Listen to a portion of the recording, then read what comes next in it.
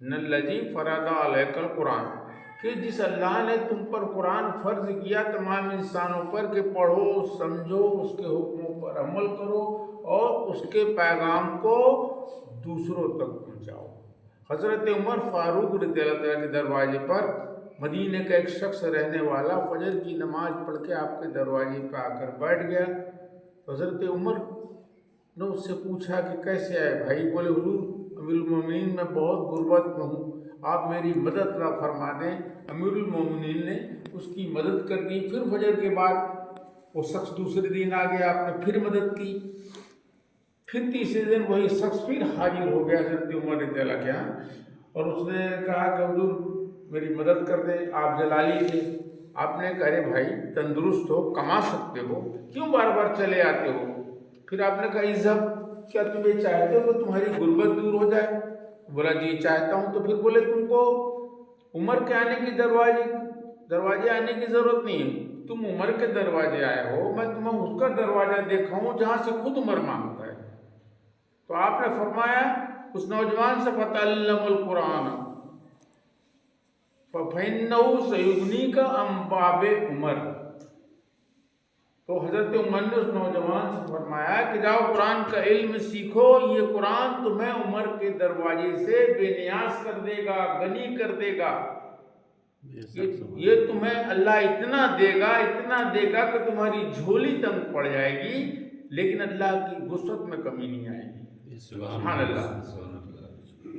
تو نوجوان لحظہ عمر تھا، اس کے دل میں بات لگ گئی، وہ چلے گیا۔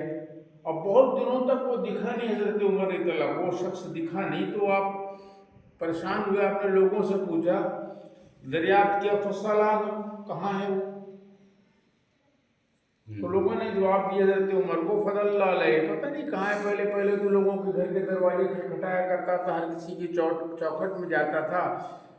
پھر کچھ لوگوں نے بتایا کہ تستلنا، سب لوگوں سے کٹ کے قرآن کا علم سیکھتا ہے، اپنے رب سے جڑا رہتا ہے۔ تو حضرت عمر نے کچھ لوگوں سے دریافت کر اس نوجوان کے گھر پہنچے۔ نوجوان قرآن کا علم سیکھ رہا تھا۔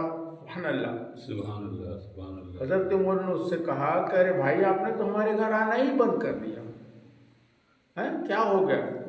اس نوجوان نے کہا فإنی اقرأ القرآن اغنانی ان آل عمر وان آل عمر۔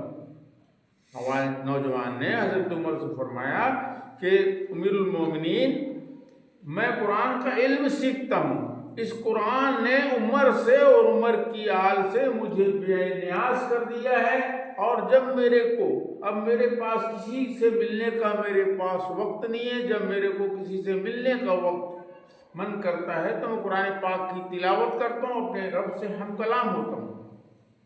تب میرے پاس کوئی گنجائش نہیں، اس قرآن نے مجھے اتنا دے دیا ہے، اتنا بے نیاز کر دیا ہے، دنیا سے غنی کر دیا ہے کہ میری جھولی تنگ پڑ گئی۔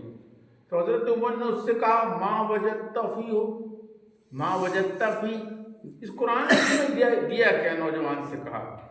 تو نوجوان نے حضرت عمر رضی اللہ کو جواب دیا وجدت فی،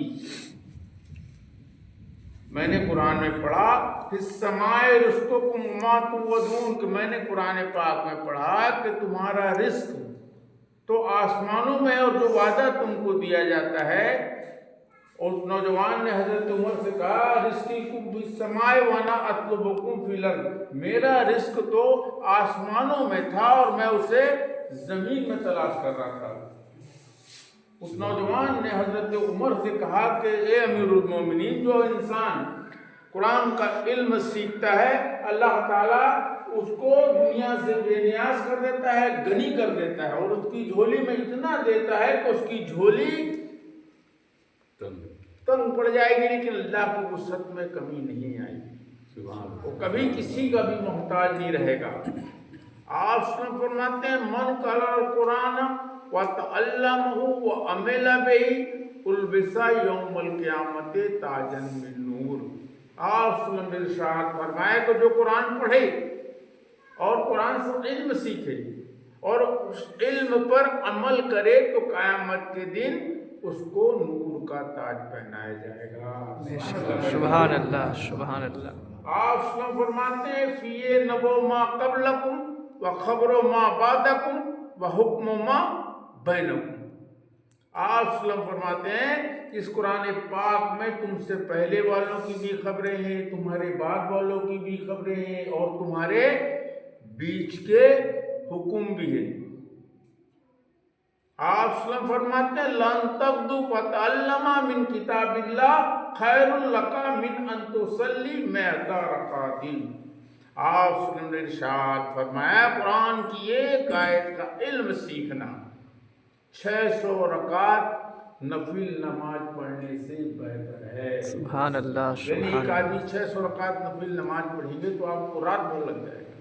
لیکن حضور صلی اللہ علیہ وسلم نے کیا فرمایا کہ ایک قرآن کی آیت کا علم سیکھنا، مثلا آپ نے الحمدللہ رب العالمین کے ترجمہ سمجھ لیا تو آپ کو 600 رکعت نفل نماز پڑھنے سے اوپر ثواب ہے.